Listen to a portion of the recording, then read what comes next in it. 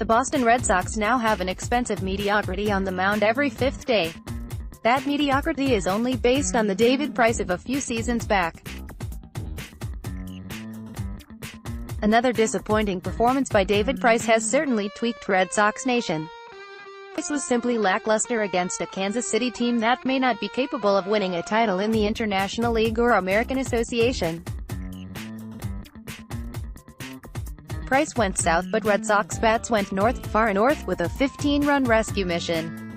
Price avoids a loss and a win, but his earned run average was elevated.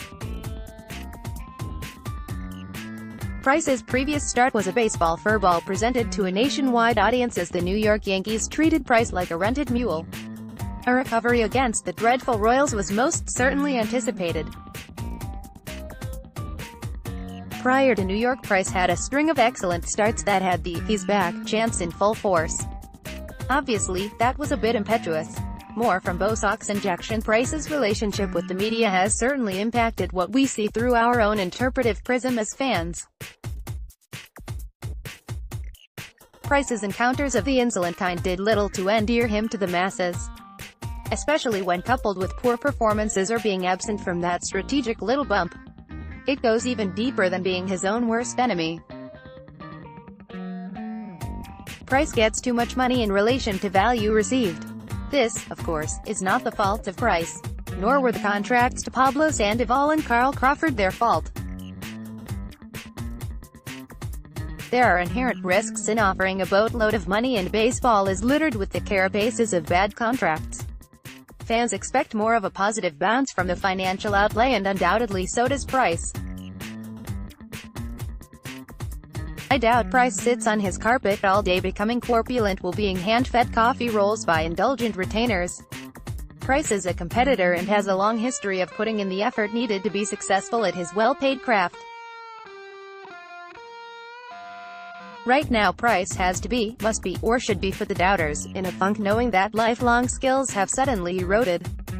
Price is simply not the Price advertised when signed to a contract that still has $127 left.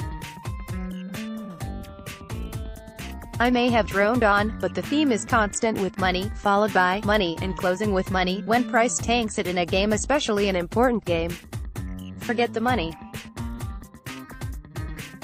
What I and opposition have seen is a capable pitcher who would certainly be a fine addition to the middle of any rotation, but using that as a means of shipping Price elsewhere is simply foolish. The money.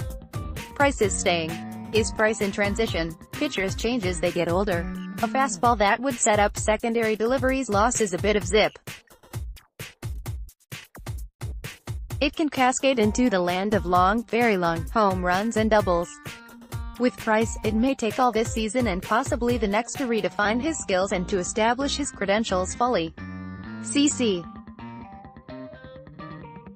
Sabathia has had a respectable transition and others have, and, as in all potential tragedies, some have not. With Price, it becomes a matter of acceptance that each and every start will not be reminiscent of the Price of just a few seasons back. The very positive news traces back to the word I used previously, transition. That streak in May through June saw 8 quality starts by the soon-to-be 33-year-old lefty. Not all were pristine, but Price kept his team in the game, and with the Red Sox offense that is really all he needs to do. Maybe Price has transitioned,